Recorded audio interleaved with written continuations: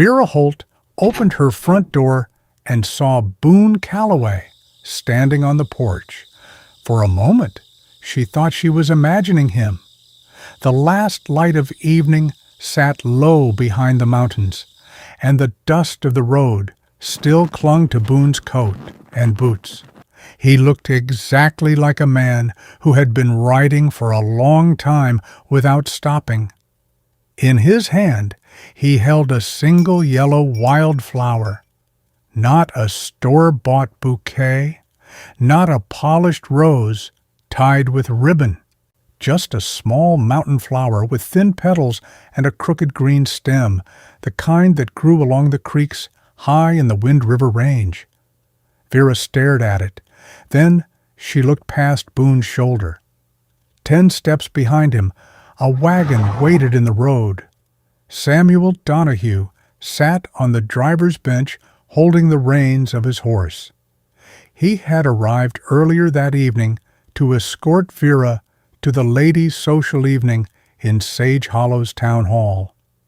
The entire valley knew about the gathering. Once every spring the women of the valley met for music and conversation, and later the men arrived carrying flowers to invite them to dance.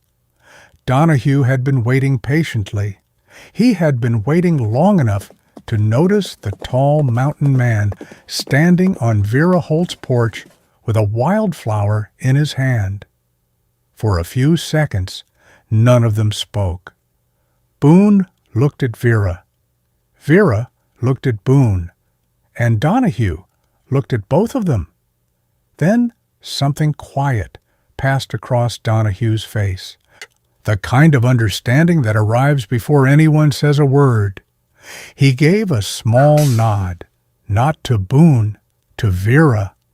Then he turned the wagon. The horse stepped forward. The wheels rolled across the dirt road, and within a few seconds, Samuel Donahue was heading slowly back down the street without saying goodbye. Vera watched the wagon disappear before turning back toward the man on her porch. "You rode down from Wind River?" she asked. Boone nodded once. "That's 2 days," she said. "Yes." "And you came all that way?" Vera continued slowly, looking at the small yellow flower in his hand. "Just to bring me that?" Boone glanced at the flower as if he had only just remembered it was there. "Yes." And in that moment, 3 questions quietly began forming in Vera's mind. Why had Boone Calloway really come down from the mountains tonight? Why had Donahue turned his wagon around without a single argument? And how could something as small as a wildflower change the entire course of an evening? Before we go back and understand why a mountain man would ride 2 days just to bring a single wildflower, and why his arrival changed Vera Holt's entire night, tell me something first. Where are you listening to this story from right now? Sage Hollow was the kind of town where nothing truly stayed private for long. Enid sat in a quiet valley beneath the eastern slopes of the Wind River Range in the Wyoming Territory. A few dozen wooden buildings stood along the main road. Beyond them stretched open pasture, ranch fences, and miles of land where the wind carried news faster than letters ever could. In a place like Sage Hollow, people noticed everything. Who rode into town? Who left early? Who visited whose house? It was not cruelty that made people watch so closely. It was simply the nature of small places where lives were connected whether anyone intended them to be or not. So when Boone Calloway rode down from the mountains, people noticed. Boone was difficult to overlook, even if someone tried. He was 40 years old and stood nearly 6.5 feet tall, broad-shouldered, and built like a man who had spent most of his life fighting cold weather and steep trails instead of other men. His dark hair was usually tied back with a strip of leather, and the skin of his hands carried the rough marks of axes, knives, rope burns, and old injuries. He spoke little. He rarely lingered. Most of the time he arrived in Sage Hollow only long enough to buy supplies before disappearing back into the mountains again. No one knew exactly why Boone had chosen to live alone, high in the Wind River Range. Some assumed he preferred isolation.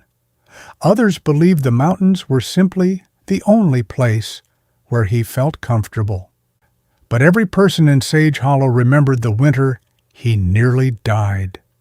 It had happened 6 months earlier, during one of the worst storms the valley had seen in years.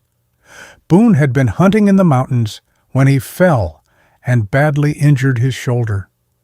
By the time he reached the lower valley, the wound had become infected, and the fever had already begun taking hold. He had ridden into town in the middle of the night.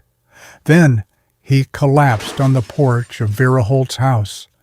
The choice had not been accidental. If anyone in Sage Hollow needed medical help, there was only one door they knocked on: Vera Holt's. Vera was 30 years old and the only trained midwife and medical caretaker within 20 miles of the valley. She had learned the work from her aunt, who had delivered most of the valley's children before age finally forced her to stop. When Boone collapsed outside her door, Vera did not waste time asking questions. She dragged him inside. The wound was deep and badly infected by the time she cleaned it. Fever burned through his body for 2 days before it finally began to break. For 11 days, Vera cared for him. She cleaned the wound twice a day. She forced him to drink broth when he could barely stay awake. She remained beside the bed through the nights when the fever made him restless and confused. Slowly, Boone recovered. When he was finally strong enough to stand again, he prepared to leave. Before stepping out the door, he said something simple: "I owe you." Vera shook her head immediately. "You don't owe me anything," she told him. In her mind, she had simply done the work she was trained to do. But something changed after that winter. Boone returned to the mountains, yet every time he came down to Sage Hollow for supplies, he found a reason to ride the extra distance to Vera Holt's house. Sometimes he brought small gifts from the mountains: a bundle of dried herbs, a strip of smoked venison, wild mint once, wrapped carefully in cloth. He never explained why he stopped, and Vera never asked. But in a town like Sage Hollow, people did not need explanations to begin noticing patterns. Vera Holt had spent most of her adult life taking care of other people.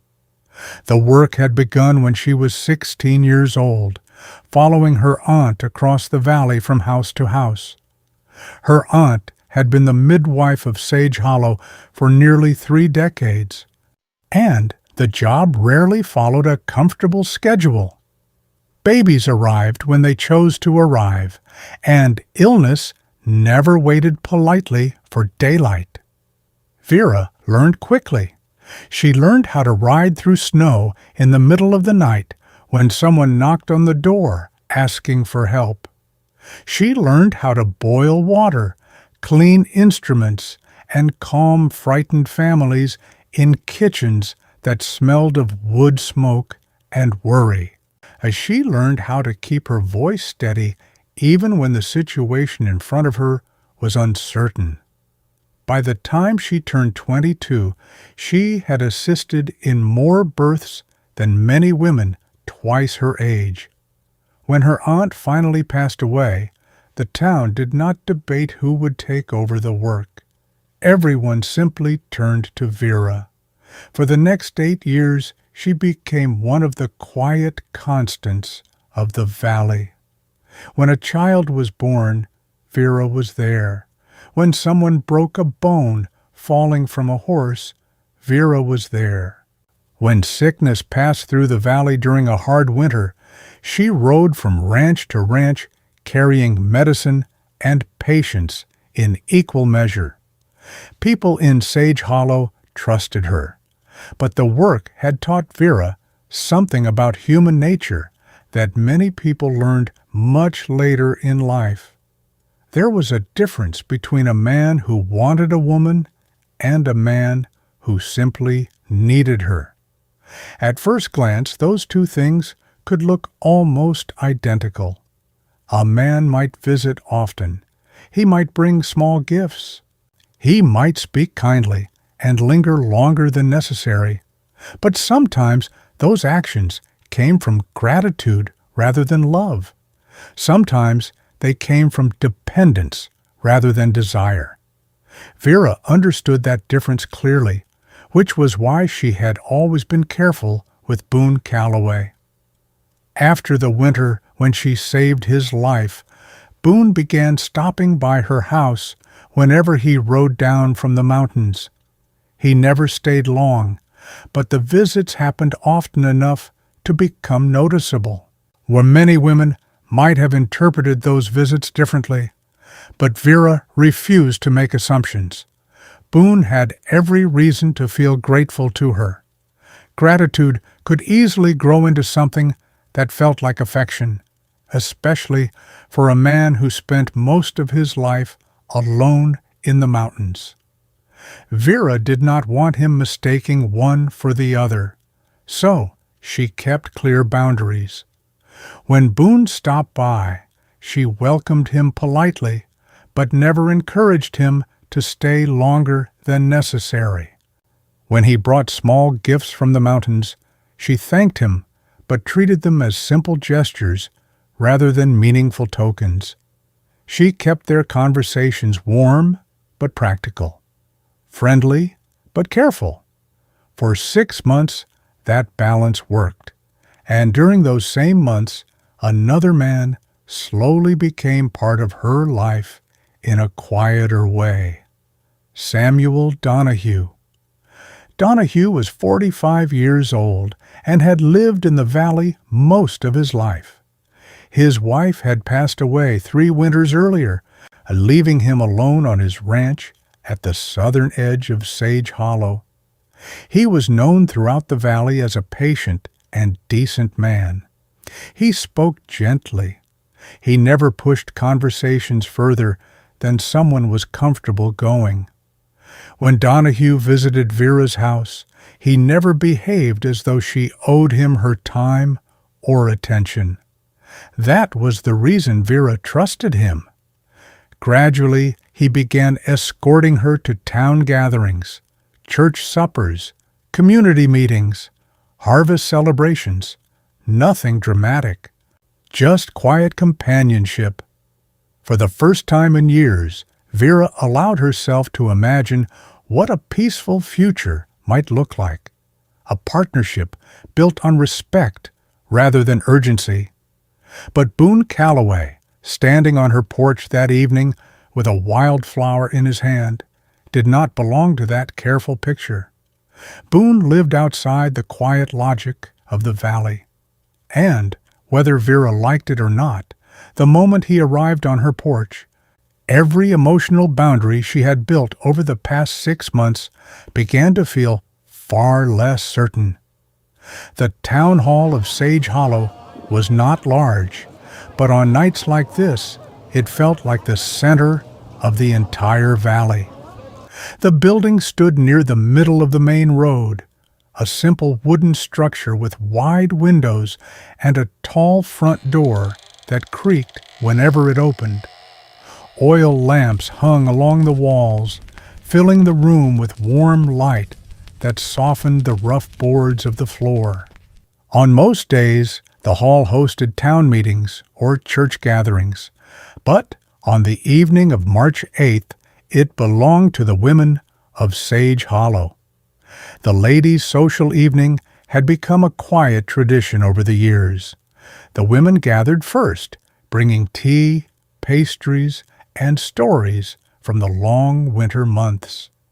They sat at the tables, arranged along the walls, while the lamps were lit, and the hall slowly filled with conversation. Later in the evening, the men would arrive, and when they did, each man carried a flower. The rule was simple.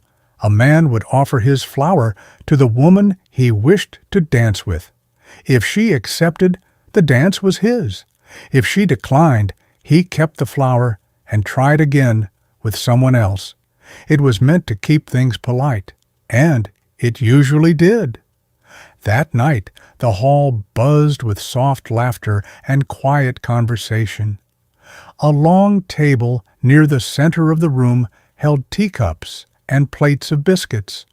Small jars of early spring flowers sat near the windows. In the far corner, old Mr. Metzger rested an accordion on his knee. He had played music for nearly every gathering in Sage Hollow for as long as anyone could remember. When the time came for dancing, his fingers would bring the entire room to life. Vera sat near the middle of the hall, beside Mrs. Cosworth and Mrs. Finney, listening while they discussed the coming spring births expected across the valley. But her thoughts were not fully in the conversation. Every so often she glanced toward the door, not because she expected Boone to walk through it, but because she knew he might. Across the room, the door opened and Samuel Donahue stepped inside. He removed his hat and walked toward Vera's table, carrying a simple white flower in his hand. When he reached her, he sat beside her quietly. "He's at your house, isn't he?" he asked. Vera did not pretend to misunderstand. "Yes," Donahue nodded slowly. "I thought so." She looked at him carefully. "You're not angry?" "No," he said. "Just realistic." Vera lowered her voice. "I'm sorry about tonight." "You don't need to apologize." He looked toward the door of the hall, watching the men beginning to arrive one by one with flowers in their hands. Then he returned his gaze to Vera. "You know something, Vera?" he said gently. "What?" "The first time I saw that mountain man stop at your house, I knew he looked at you in a way I couldn't compete with." Vera was quiet. "That doesn't mean he understands it yet," Donahue continued, "but the feeling is there." She wrapped her hands around her teacup. "And if he never says anything?" Donahue smiled faintly. "Then I'll still be here." He stood and walked toward the edge of the dance floor just as Mr. Metzger lifted the accordion and began the first tune of the evening. Couples slowly formed near the center of the room, and a few minutes later, the door of the hall opened again. But this time, the man who stepped inside was not carrying a flower. Boone Calloway had not planned to step inside the town hall. When he first rode into Sage Hollow that evening, the lamps were already glowing along the main road. Warm light spilled from the windows of the hall, and the sound of an accordion drifted out into the cool Wyoming air. He could have ridden past. No one in the valley would have questioned it. Boone rarely stayed in town longer than necessary. He bought his supplies, spoke little, and returned to the mountains before the sun dipped behind the ridges. That was the pattern everyone knew. But that evening he stopped his horse outside the hall. From the doorway he could see inside. The room was warm with lamplight. Women stood or sat along the walls, their voices blending into the soft hum of conversation. The wooden floor in the center of the room had been cleared for dancing, and near one of the pillars, holding a cup of tea she had not finished, stood Vera Holt. Boone did not realize how quickly he had found her in the crowd until he noticed he had stopped looking at anything else. For a long moment he remained outside the door. Men passed him carrying flowers, a red rose, a white carnation, a handful of prairie blossoms tied together with ribbon. Each one walked into the hall with quiet confidence, knowing the simple tradition of the evening. Offer the flower, ask for the dance, accept the answer. Boone looked down at his empty hands. The flower he had brought was still on Vera's kitchen table. At the time, he had told himself that leaving it there did not matter. Now, he was not so certain. Inside the hall, the accordion music grew stronger. Couples began stepping onto the floor, their movements slow and careful as they followed the rhythm of the tune. Boone remained in the doorway long enough that a few people inside began to notice him. His height alone made him impossible to miss.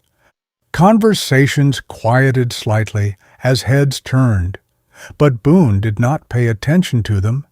His attention stayed fixed on Vera, and then someone else began walking toward her. Clarence Webb. Clarence was younger than Boone, perhaps 30 years old, with the confident posture of a man used to speaking easily in crowded rooms. His clothes were clean and well-fitted, the kind of clothing a ranch owner might wear when he expected to be noticed. In his hand, he carried a red rose. Boone watched as Clarence crossed the room. He watched Clarence stop in front of Vera, and he watched Clarence offer the flower. "Miss Holt," Clarence said politely, "would you care to dance?" The red rose rested lightly in his hand. It was a simple moment, one that followed the traditions of the evening perfectly. But Boone felt something tighten sharply in his chest. The feeling surprised him. It was not anger, and it was not resentment. It was jealousy. Until that moment, Boone had never allowed himself to imagine another man standing in front of Vera Holt with a flower meant for her. But now the picture stood directly in front of him. Clarence waited patiently for her answer. Vera's eyes dropped briefly to the rose. Then she looked up and saw Boone standing near the door. For a second, the entire room seemed to narrow. Clarence followed her gaze and noticed Boone as well. His expression changed slightly as he realized something unexpected was unfolding. Vera looked back at Clarence. "Thank you, Mr. Webb," she said gently, "but I'll sit this one out." Clarence paused only a moment before nodding. "Of course." He stepped away with polite grace, though he cast a brief curious glance toward Boone before disappearing into the group of dancers forming near the center of the hall. Vera set her teacup on the nearby table. Then she walked directly toward Boone. Several people in the room began pretending not to watch, but they watched anyway. Vera stopped a step away from him. "What are you doing here?" she asked quietly. Boone rubbed the back of his neck. "I'm not entirely sure." "That's not a good answer." "I know." Her eyes dropped briefly to his empty hands. "You didn't bring a flower." "The one I brought is on your kitchen table." "That's not very helpful in here." Boone shifted slightly, suddenly aware of the quiet attention surrounding them. "You don't know how to dance," Vera continued. "No? Half the room is watching you." "I noticed." Vera folded her arms, studying him carefully. "So tell me something, Boone Calloway," she said softly. "Why did you come?" Boone looked past her for a moment, as if searching the room for a better answer. But the truth that came out was simpler than anything he might have prepared. Because I didn't like seeing Clarence Webb walk toward you with that rose. The honesty of the answer surprised both of them. Vera held his gaze for a moment. Then she nodded once. "Come outside," she said. Boone followed her toward the door. Behind them, the accordion continued to play, the music carrying on, as if nothing unusual had happened at all. But for Boone, the moment inside that hall had already changed something he had not yet fully understood. Because until Clarence Webb lifted that red rose toward Vera Holt, Boone Calloway had never realized how much he cared about who stood beside her. And that realization was only the beginning. The moment Vera stepped outside the hall, the warmth of the lamps disappeared behind her. Cold March air filled the quiet street of Sage Hollow. The music from the accordion drifted faintly through the wooden walls of the building, softer now, like something happening in another world. Boone followed her onto the porch. For a few seconds, neither of them spoke. Vera rested one hand on the wooden railing and looked out across the empty street.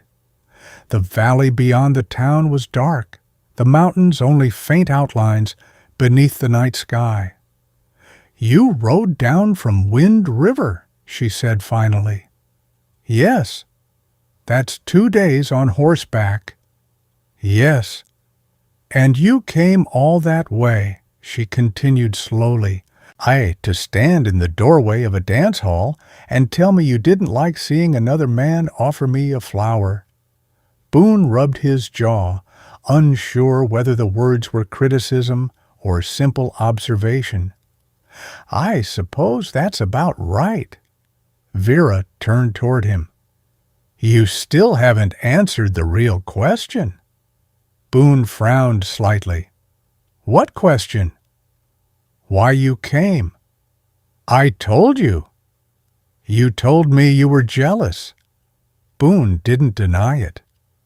"That's not the same thing," Vera said. The porch creaked softly under Boone's boots as he shifted his weight. "What's the difference?" Vera studied his face carefully before answering. "The difference between wanting someone and feeling obligated to them." The words settled heavily between them. Boone looked away toward the quiet street. "You told me once that you owed me," Vera continued. "Yes." "And since then, you've ridden down from those mountains every few weeks and found some reason to stop by my house."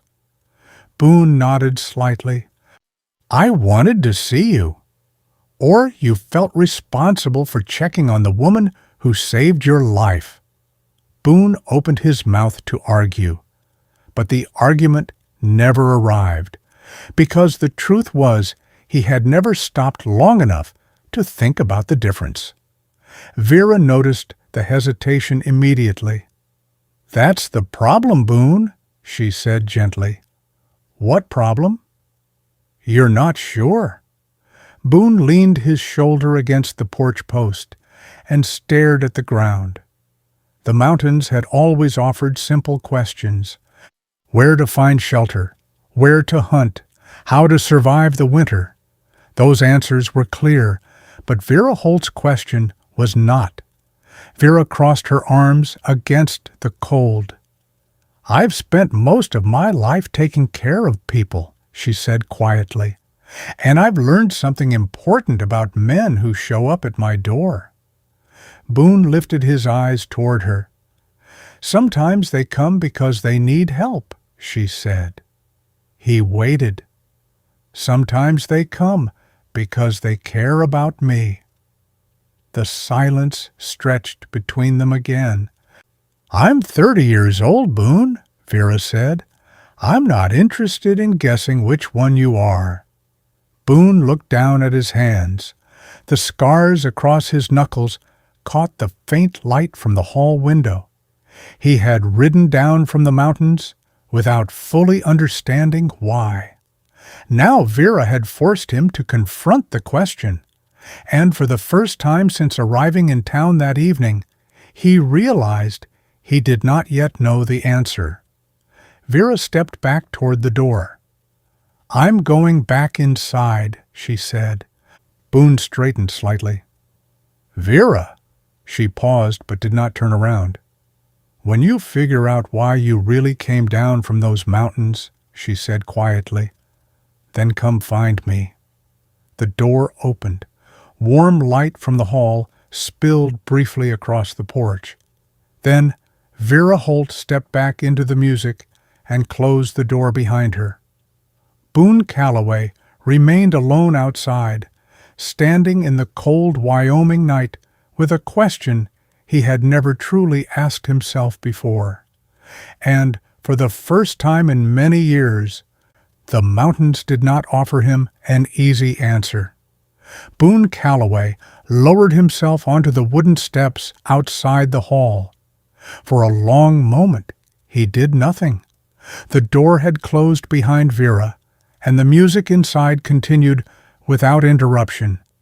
The accordion carried a steady rhythm through the walls, followed by the muffled sound of boots moving across the dance floor. Life in the hall had returned to normal, but Boone remained outside. The cold air of the valley pressed against his coat while he stared down the quiet road of Sage Hollow. The town looked smaller at night. Most of the lamps were already dim, and the mountains beyond the valley rose like dark shapes against the sky. Vera's question would not leave his mind. "Did you come because you wanted to, or because you think you should?" Boone had spent most of his life in places where decisions were simple. In the mountains, you did not question your reasons for moving. You moved because you had to, because snow was coming, because food was needed, because the path ahead required it. But nothing about this situation felt simple. Boone leaned forward, resting his elbows on his knees. Slowly, he began to think through the last 6 months. The first time he rode back to Sage Hollow after recovering from the infection, he told himself he needed supplies. Salt, flour, a new length of rope. Those things were true, but none of them required him to ride 4 extra miles past the general store to Vera Holt's house. The second time he came down, he carried a torn jacket that needed stitching. He could have repaired it himself. He had done so many times before. Instead, he rode to Vera's house and sat at her kitchen table while she worked. The third time he came down from the mountains, he had no reason at all.